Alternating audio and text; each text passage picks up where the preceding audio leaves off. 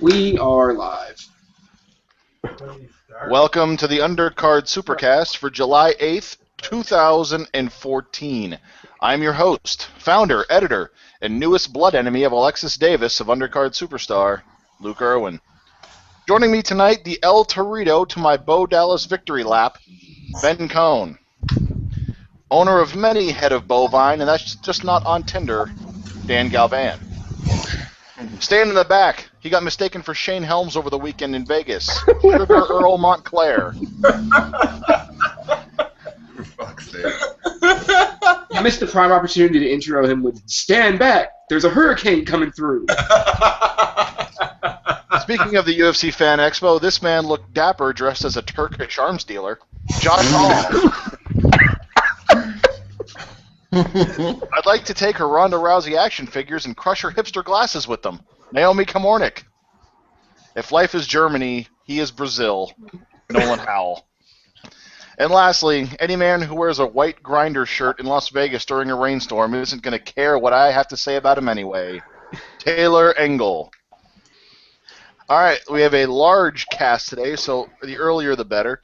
Dateline, a row in front of a man screaming for Justin Scroggins, which is where our three intrepid travelers watched the TUF Finale from.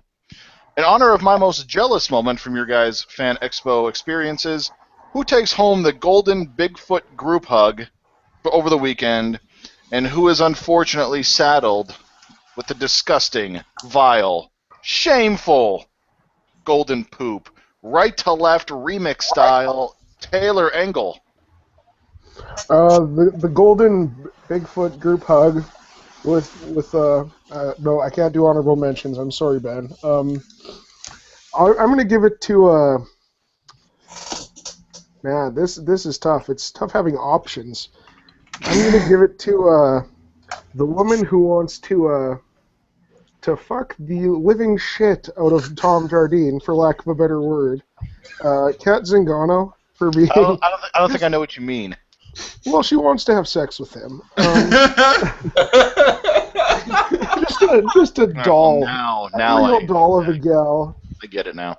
Also, you may not have heard this, but I heard, if you know what I mean, Kat Zingano do a swear. So shout out to her for doing swears towards me. She did a big swear, too. As a backstory, I was going around the UFC Fan Expo, whoring my body out to fighters, trying to get them to tattoo their name on my boat tattoo. And I went up to her and asked her if she wanted to, and I quote, make this bitch the SS Kat Zingano, to which she burst out laughing and said, "Is that a real fucking tattoo?" And then I found out what pepper spray tastes like. I did not find out what pepper spray tastes like. Minty. And your golden poop? My golden poop goes to Tyler Toner for having no idea what even kickboxing is. That was probably one of the worst performances I've ever seen on a high level of striking, and he looked just not very good. And he looked even worse after the fight. So boo on you, Tyler Toner. Nolan Howell? My golden Bigfoot group hug. I gotta go to Weidman, since I'll take that obvious pick there. The top end UFC product is probably the best thing to look forward to, and that fight absolutely delivered. Him and Machida. Weidman had a brilliant game plan of keeping Machida, closer to the fence, so his forward and back motion would be stifled, and he could only move laterally. And a very close fight. Weidman again proving his greatness. And golden poop.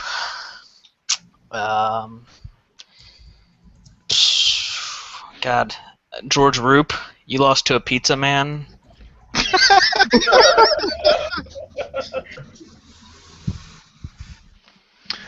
Miss Kamornik, your golden Bigfoot bear hug, which, by the way, was hugging Bigfoot as mystical as I always thought it would be. It was so good. I don't think I've ever seen Taylor that happy unironically in my life. I don't think I've ever felt such strong muscular love handles. It was glorious. Did Taylor close his eyes? Please tell me he closed his eyes. I closed my eyes for a minute. Matt Okay. almost fell asleep on his shoulder. Naomi, who is your golden Bigfoot group hug? Okay, so I don't think it's a surprise, but I'm gonna go with Ronda Rousey. 16 seconds. That's kind of amazing. Yeah. And your golden poop? Davis for getting knocked out in 16 seconds. Like, come on. That's fair, actually. It's actually very fair. I'm going to go with my golden poop first and then get to the good award.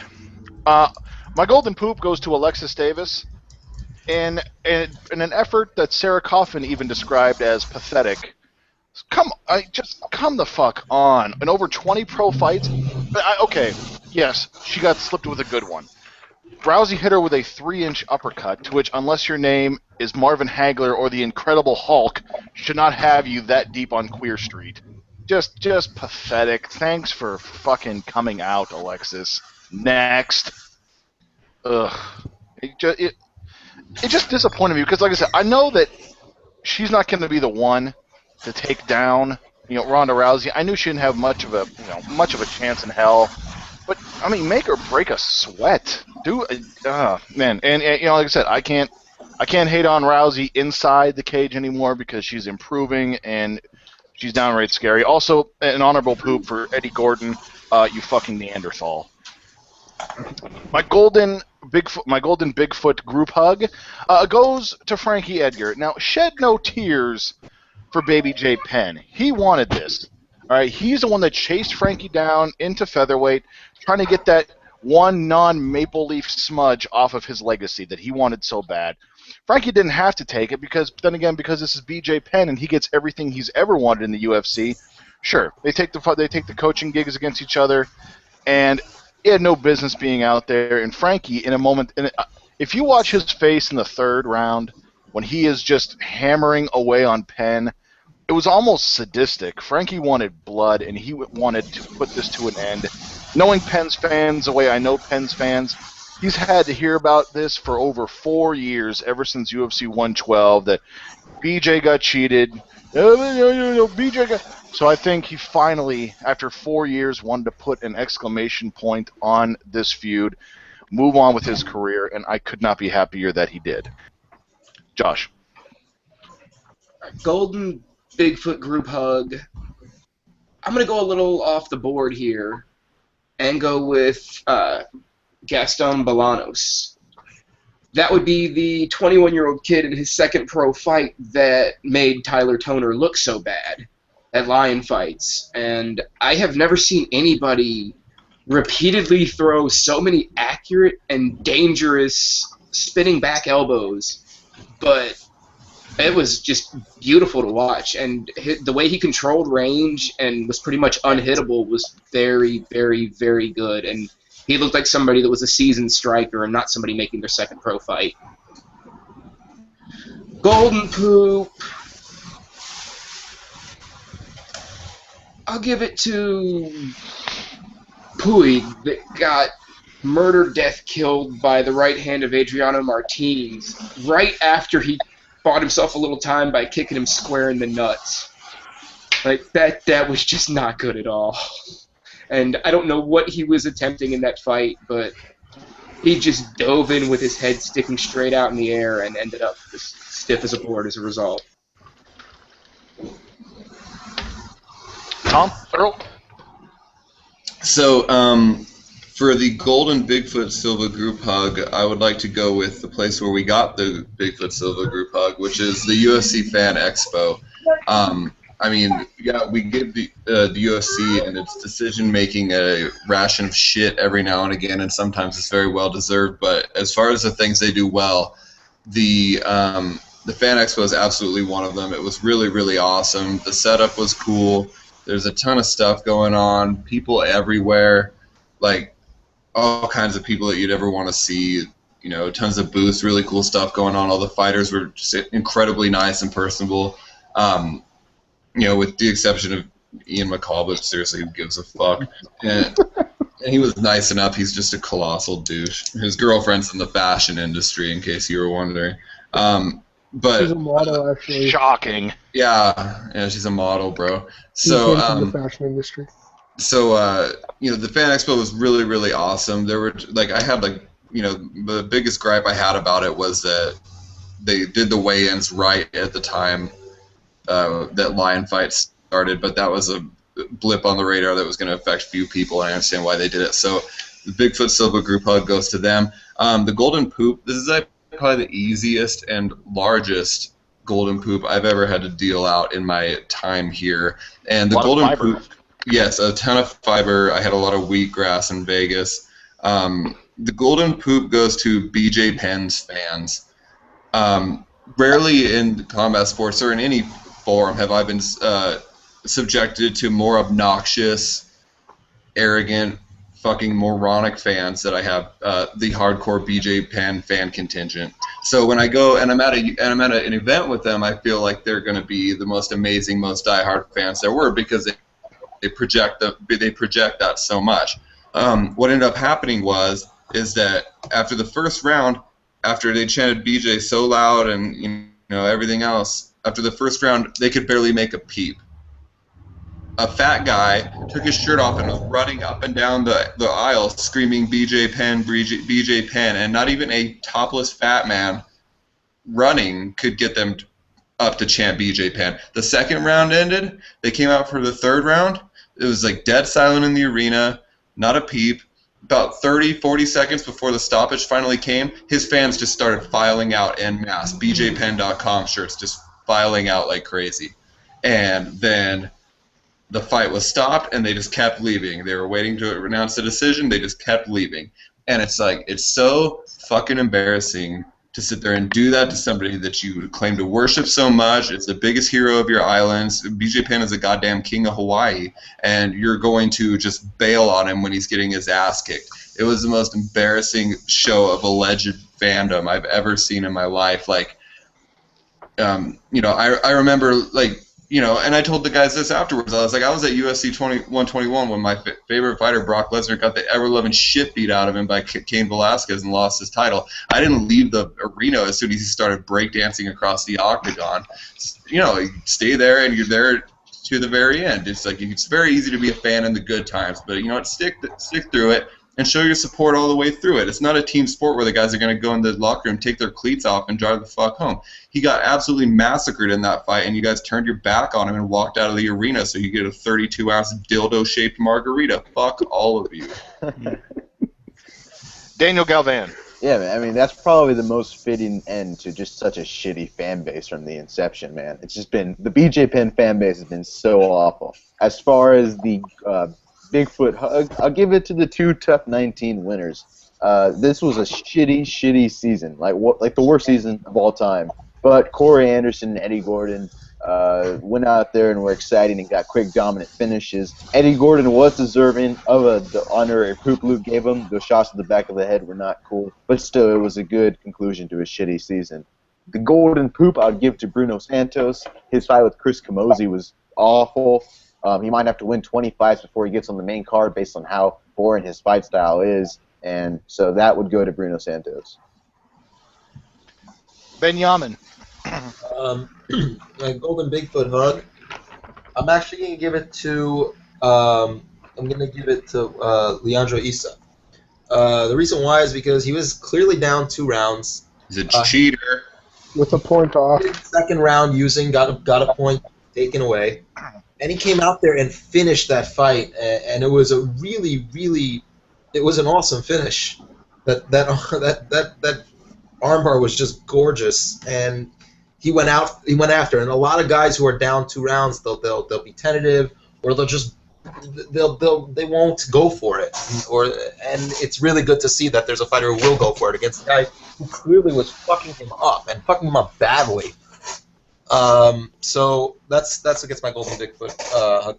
My Golden Poop goes to all the officials over the weekend, almost all the officials and judges over the weekend. We had a 49-45 card for the Machida fight. Was that not a mistake? That was an actual scorecard? That was an actual scorecard. Someone gave What? Weidman a 10-8, but did not give the Machida fourth round a 10-8. That was legit, I thought. What? Russell Dewan winning a 30-27 card against Marcus Brimage when he should have lost that fight. There are more. The Dufresne. Dufresne fight. Exactly. The stoppage of Eddie Gordon versus Diego Lima, which aside from the back of the head shots, that fight was just going on too long. And Corey Anderson versus Martin Van Buren, as I think Josh, you said it, that was getting into Pat Curran territory. Pat Curran, Joe Warren territory. It was just an awful night of fights for officiating and judging, and it's really getting ridiculous at this point because you have this kind of shit going on almost every single event, and nothing is being done. It's a serious problem. You have officiating problems in other sports, and there's a huge outcry against it, and usually things get done, from what I understand. But where a judge or a ref can really, truly not just impact the outcome of the fight, but impact whether you're going to have years possibly taken off your life or months taken out of your career, money off your table. It's really a serious problem. And Marcus Brimage lost, I think he was on 12-12. He lost 12 grand because the judges couldn't get it right. And it's a serious problem, and I really don't see how they can fix it because nobody seems to give a shit enough who's in power to do anything about it. So they definitely get my golden boot. Dateline, Las Vegas, Nevada. Staying in the fight capital, what's next for our victors? Weidman might as well have a lead bib surgically attached to him for how long he's going to be in an X-ray chair, and Rousey's hand might in fact actually be goo. So it might be a while since we see those two. But for shits and giggles, let's assume they're okay with minimal wear and tear. What's next for them, along with Frankie Edgar? Ben? Weidman, I think that they're trying to match him up with Belfort. And they're trying. They're clearly trying. I think that's what they're going to do. They're not letting that goddamn thing go. They're like a pit bull with it in their jaws. I don't think that Weidman's going to accept it, to be honest. I think Weidman will. I think he's gonna. I think he's extreme. He's definitely. It's not a think. He's extremely confident in his abilities, and he does. And I do think he would beat Peter Belfort. I know he's dangerous. I don't know what he's like without the TRT and the steroids, but he's dangerous Brazil fighter. I could see him accepting the fights and using the interviews and stuff like that to bash him and stuff like that. I told you guys that they're gonna probably do this because this is the money fight.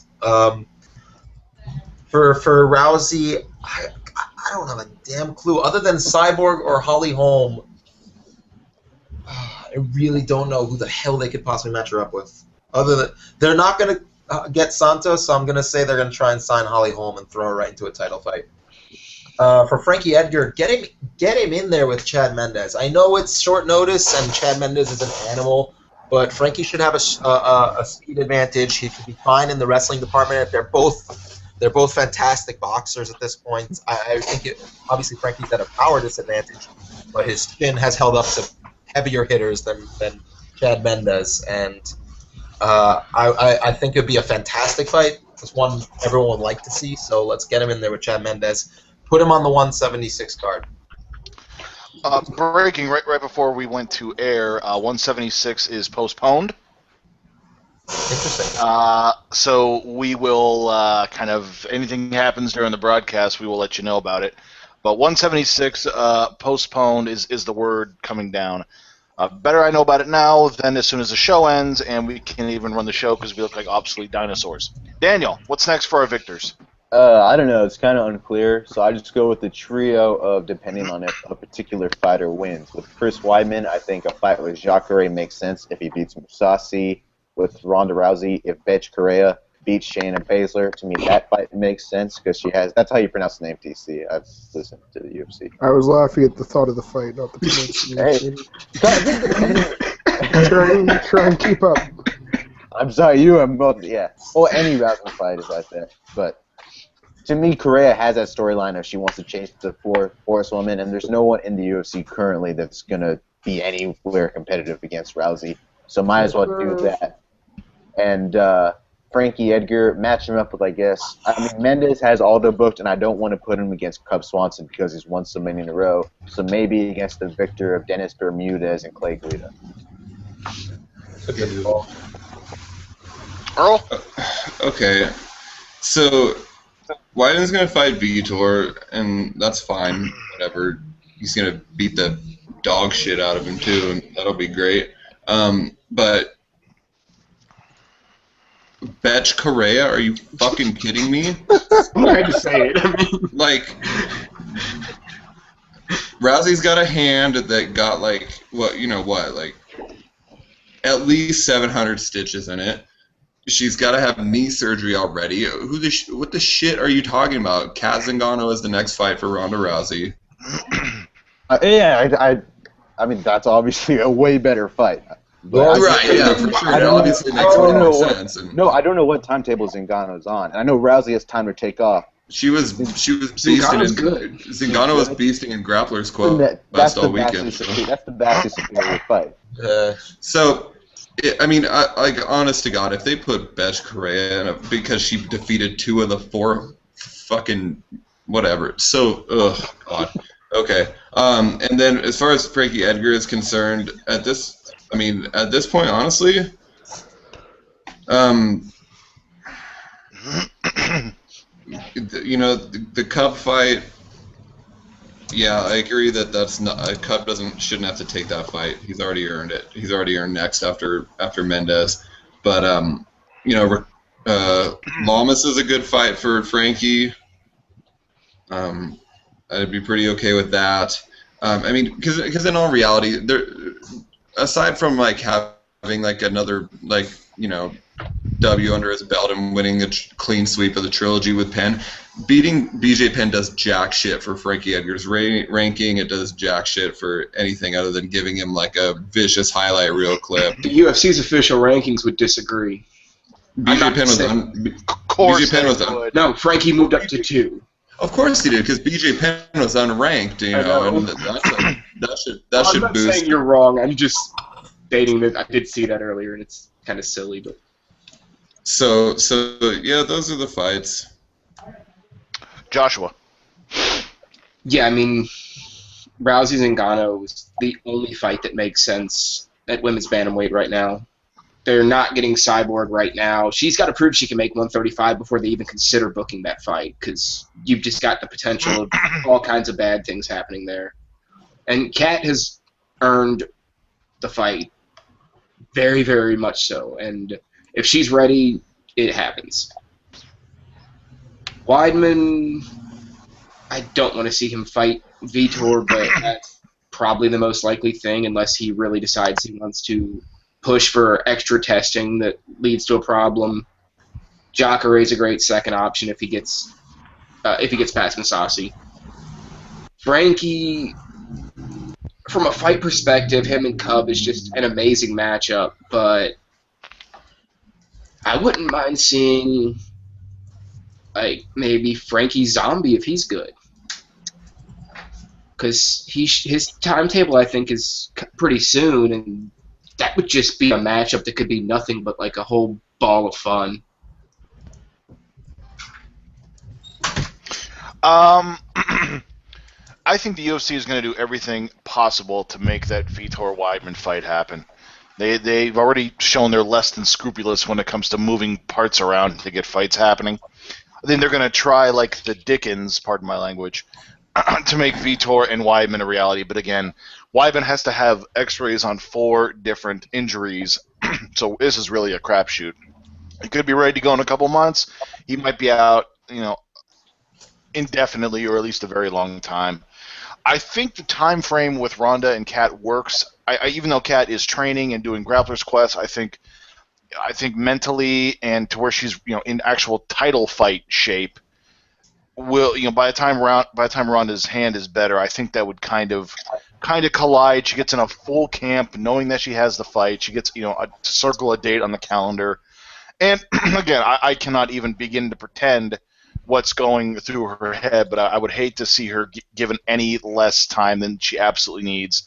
So mentally to prepare, and so it's better to be safe than sorry when it comes to someone's physical and mental well-being. So I say give it a date in the future. Hell, let Rhonda do publicity tours for her movie. But Kat is the fight. She has deserved it, and not even on for sympathetic means. She really has earned it, and she belongs there. And at the very least, that gives time for the UFC to build up anybody in the interim to become a nice number 3 piece that's waiting in the wings. As far as Frankie, the Cub fight, of course, would be a lot of fun. Love the Zombie. That was my suggestion. Edgar and Zombie would be absolutely fantastic. He's still probably, if they are hell-bent on keeping Aldo and Mendez, then you can't really do much there. Man, there's a lot of fights that would be cool with Frankie. If it was up to me, I'd put Frankie in there with Penn again, and again, and again, and again, and again, and again. Or I say, fuck it, give him McGregor. That'll shut that kid up real good. Nolan? Watching Frankie box up Conor McGregor would make me really happy. It would make us all so happy. I gotta say, I think there's one thing that's running through Kat Zingano's head a lot lately.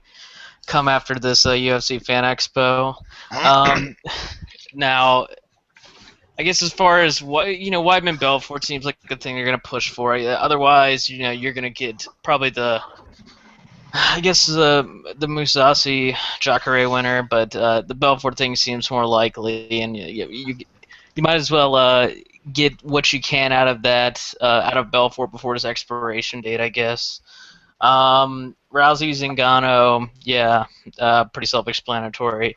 I'd like to see Edgar versus Poirier myself, but that's there's that. I would like to see him break Conor McGregor's jaw too, fella. Punch to the black through a straw. All right. Weidman Belfort is going to be a thing, so I'm not going to waste words on that. Rousey Zingano is going to be a thing, so I'm not going to waste words on that. And I was going to give my Poirier hot take, but seeing as every other member of the UFC's top 48 featherweights has already been mentioned, I'll just go with the Korean Zombie. All right. And Taylor, you're up now, because breaking. Oh, Dominic Lord. Cruz against Takeya Mizugaki, UFC 178, Dateline Las Vegas, Nevada. Quick pick, and what do you think of the matchup itself? I think it's a really good matchup as far as giving Cruz a return fight. I think that they, if anything, went too high. I really would have liked to see them just feed an absolute can to Cruz to see if he still has anything. But I think Mizugaki's a fun enough challenge for him. He has a bit of a wrestling background, so that'll be something different for Cruz. I would be surprised if Cruz lost this fight. I'll take him by an easy 30-27. Yeah, I agree with TC. It's a really competitive fight in terms of ranking potential, and it's easy enough to get Cruz an easy win to get back in the title fight. I don't anticipate Cruz having any problems with him. He's a better he could be a better striker from what we've seen. We don't know, obviously, but everything from the past Cruz fights, if he performs up to par with that, suggests that he should take it in a pretty lopsided decision. Real quick, breaking. Apparently, UFC 176 is canceled. Yep. It is scrapped, and all fights will be rescheduled to various cards. It's UFC 151 2.0. Because UFC 177 will still be UFC 177. That's also official. Another fight scrapped, or another card scrapped. Nolan, Taylor, you have anything on that? The rest of you will just kind of incorporate it as we go along. No, not really. It's not surprising. It was a dog shit card. There's no point in it having it, even if Aldo was healthy. So, it makes sense, and I'm kind of glad that it happened, because it just means that it's going to be less god-awful cards that I'm going to have to waste my Saturday nights on. Yeah, who would have thought in 2014 that not the SEG era of the UFC, but the Zuffa era would have two canceled events? It's absolutely ridiculous. Dana White always said we don't want to be like boxing where it's just the main event and the rest under it is a crap undercard. When you have Floyd Mayweather putting on 3 pay-per-view worthy fights on his cards, and then you would be left with a Jacare Souza versus Gegard Mousasi main event, best case scenario here. So will the UFC learn anything from it? Probably not. I hope this train goes off the track eventually. Yeah, I think it's awesome that Dana's getting another shit sandwich shoved in his face. I don't think there's a person in the fight business that needs it more, except for Adrian Broner. And as far as Cruz against Mizugaki, I like that they're not pushing Cruz right into a title fight. Which, of course, now with Barao getting his rematch, you can't necessarily, that would be on the sidelines too long. And hopefully his cadaver ligament doesn't blow out into 1,000 pieces again. I like the matchup. I think Mizu wins on basically just hustle and pressure, and Cruz is going to dance around him, assuming his leg doesn't go down in flames. So I'll take Cruz by a decision in the matchup itself. Josh? Yeah, if it's the real dominant Cruz, he's better than Mizugaki. I mean, that's not even a question. But with a guy who's had so many, it's movement. That's his game. It's that unorthodox movement. And after 2 knee surgeries, I really don't know about him anymore. And I'm really happy they're not throwing him in to an immediate title fight because that would not go well. So I got to take Mizu here, I think, just because I can't take a guy who's been out of the cage that long with the style of fighting that he employs, because wrestling and his kind of movement are both very heavy on the knees. But one other little breaking news, it looks like, is Chad Mendes is going to catch a really, really bad break because Aldo's injury means that now he's going to get a home field fight for the second time against Mendes because they're rescheduling for October in Rio. Wow. So that worked out nice for Chad. All the cage grabbing Aldo can handle. Yeah, that's pretty exciting. But I mean, 176 without a main event, you can't go forward. Even though I don't think the card was as bad as some people thought it was. I actually was looking forward to a few fights on there. Makovsky against Jussier Formiga was a good fight. Tony Ferguson, Danny Castillo, I was actually kind of interested in that. And obviously Jacare Mousasi. That's needed to happen for a while. But such is life in the new era of the UFC with canceled cards. Earl? Yeah, I mean, it sucks, but it deserves to be canceled because, I mean, I wouldn't even wake up at the crack acid dawn to watch that shit on Fight Pass, that's for sure. But it sucks, and, it's not, I mean, we kind of need to, like, go, pump the brakes a little bit because it's like, yeah, this new era, the new era of the UFC, out of how many cards they've ran, dating back to Jones and Henderson, when this happened the first time, all the cards they've ran since then, this is only the second time it's happened. I mean, granted, it's too many, but it's only the second time, so it's not as if, the sky is falling and this is happening every other card. But, it sucks for everybody that was supposed to go get a paycheck that day. That's pretty much bullshit, and, hopefully they get compensated accordingly for the booking stupidity that went on, because that's why they're doing it. So, as far as what was the other thing? Oh yeah, Mizugaki and Cruz. I'm gonna go with the Turkish arms dealer and take Takeo Mizugaki on this one because I just think that Takeo's been fighting really, really well. He's been looking really great as of late. He's kind of in a really good. Huh? Lost his last fight. Right where Cisco aside from the fight he lost, he's been looking really good.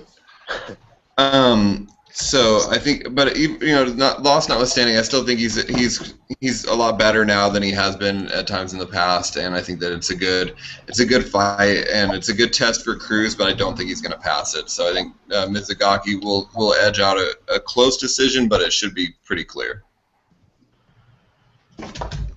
Dan? Oh, so yeah, I mean, after the Bagatinov-Johnson number, you can't go and put Jacare Mousasi on pay-per-view. That's just going to do worse than what Bellator did. I do wonder if they looked at the logistics of putting that card on like Fox Sports 1 just so you reward the fans that bought tickets and you save yourself the embarrassment of canceling another card. Nope, truck racing on. Oh, Can't move it. Throw it on Fox Sports 2. I don't know. I'm just saying that could have been some kind of solution. It's just a big-ass cluster F. Fox isn't pulling something off of their programming that's scheduled for a short-notice UFC card. That's not an option. Yeah, well, I feel like that UFC card on Fox Sports 2 would greatly outdraw whatever the hell they had on there by, like, You 10 don't understand Fox's priorities whatsoever regarding the UFC. That's literally something they will not do because they've looked into those options previously, and Fox will keep that spot for pretty much whatever else their programming was. They don't move things for the UFC. They don't have the leverage to make them. Well, Yeah. then I guess they did look into the logistics. They would put on the Indonesian peeing for distance contest over the UFC, and that. I will say that these Fox Sports Lives are so built around the UFC. And maybe that's just we're attached to it. They're going down with the shit. But yeah, I mean, I guess so. Either way, it's a cluster F, and it's kind of like Earl was kind of saying. It's kind of surprising. This is only the second time when you look at how many shows they've done that are so top heavy and they don't have the depth to sustain an injury or two. And Dom Cruz, there's so many unknowns and it's hard to predict anything. All I can say is I hope that he looks good because having him in the bantamweight title picture would make it exciting when you have Dillashaw, Barao in favor. That'd be a cool top tier of the division. So with the Cruz-Mizugaki fight, granted Mizugaki's been looking really good as of late. He's kind of had a career resurgence the past couple of years. But, I mean, it seems like we're really forgetting just how good Dominic Cruz was. Yes, he's coming off a very, very, very serious surgery twice. But he's at that level of athleticism where he's probably near the top of the athletic chart. And a groin If tear. he still has knees and a groin. Oh, yes. So GSP came back, past his athletic prime, and still looked fantastic in his return fight. After being out 18 months and 2 knee surgeries as well, 2 ACL repairs as well. Cruz is only 28 or 29. He got injured much earlier, and he really hasn't peaked athletically physically by the average numbers. He was above and beyond the rest of the division. He was the best fighter in the division. Kei Mizugaki, back in WEC days when he fought for his title, even then in a much shallower division was not the top dog. Cruz was the top dog when there were much better fighters, and I think that while he will probably have ring rust, he may not look as good. I still think that even Dominic Cruz, not at his best, is better than any version of Takei Mizugaki. So I'm going to definitely pick up Dominic Cruz to win by decision. As far as the 176 card, like you guys, Josh said, they're not going to put it on Fox. I personally would have thrown it on Fight Pass, figured out a way to fit it into the schedule, throw someone in, either reschedule just the title fight, or throw someone in there short notice with Mendez if he's willing to accept it. Edgar. Any top guy. Rousey, apparently. They're not paying guys, though, the money that they were paying people that were going to be on this pay-per-view for a Fight Pass card that's not going to get the eyes. Yes, but they would have been able to salvage the image of the fact that we didn't cancel the card. We put it on Fight Pass. We put it on, not free TV, obviously, but we put it on a $10. We put it behind a paywall that most people aren't getting the $10 a month for. Most people might not have, but for the people that were going to be willing to pay $60 for the pay-per-view, Alienating a ton of casual fans to appease a few hardcores is not a good business model, though. No. Not only that, but if you're gonna sit here and invite a live crowd that paid a shit ton of money to see Aldo Mendez too, and be like, no, come on in on a live broadcast and watch, Musasi and Jacare, and I dare you not to shit all over this in epic fashion during a live broadcast. Like, that's not a good thing to do to your product on television. I pay-per-view or anything. That's why I'm saying they should have found another fight to put on there. They should have put some. They would have had to definitely put someone in there with Mendez. They've been trying. I think it just wasn't. There wasn't an option that was coming through. I don't understand why Edgar. They didn't go with the Edgar option, but I guess the cancellation's okay. Like Tom said, it's only the second cancellation. Well over 200 card, 250 events they put on. They put on a shit ton of events since the previous cancellation. There was no Dana rants about whose fault it was. They just canceled it. They tried to downplay it. I mean, Frankie, for all I know, Frankie might have just said, I don't want to take Mendes on a month's notice and possibly mess up my line to a title shot because... Yeah, I can see that. So that I wouldn't want to fight that guy on a month's notice. I agree with it. It's not as easy to book as just saying this guy and this guy done because the fighters actually have to agree to it. And on a month's notice, that's a short list of guys that are going to line up for Chad Mendes. Yeah. There's not many Cody McKenzies around there that are just completely insane. God bless America for They that. probably could have found a lower, around number 10, give or take 1 or 2 each direction, to fight him, or pulled someone off of another fight and a lower down the card or something like that. But yeah, I agree. I agree with it a bit for the most part. All right, and looking forward to the weekend ahead in Las Vegas, Nevada. Boxing rules the weekend as the Sweet Science is bringing you a Golden Boy Promotions pay-per-view of Saul Canelo Alvarez against Erislandy Lara in a non-title junior middleweight event. Nolan Howell, your prediction? I'm really expecting a good fight, depending on what Erislandy Lara shows up. Lara has looked really good consistently. He got jobbed against Paul Williams in a majority decision, one of the worst decisions I've ever seen in boxing. And since then, he's been pretty much on fire. He's taking he took on a common opponent in Canelo. Canelo's last fight was Alfredo Angulo, and Canelo busted him up pretty bad. And so did Lara. He got a 10th round TK over him. As much as I think Canelo's overrated, but he's a good draw. He's going to be the future of boxing, and he's still improving. He's still better than Erislandy Lara is right now, and he should win a pretty dominant decision here. Lara's going to be tough, though. I expect Canelo to roll through him and take the decision. Daniel? I think Canelo, to me, has had the stigma of being so hyped up that he may be a tiny bit underrated. But in this fight, I like Lara just because I think he may be able to work the decision, work the speed and the technique, but Canelo presents problems from maybe a power standpoint where he can get a couple knockdowns in rounds or potentially a finish.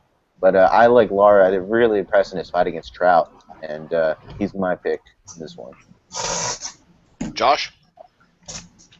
Nolan said it pretty on point from what I was going to say, too, that Canelo is further along, and, I mean, he's certainly seen, the best of the best. And the fact that he's looking for a tough fight tells me that he's in a good place mentally because Lara is a very dangerous fight that doesn't have the huge name recognition, and he was the one that made this fight happen. So I would be really surprised if he went into all this and then just couldn't get it done.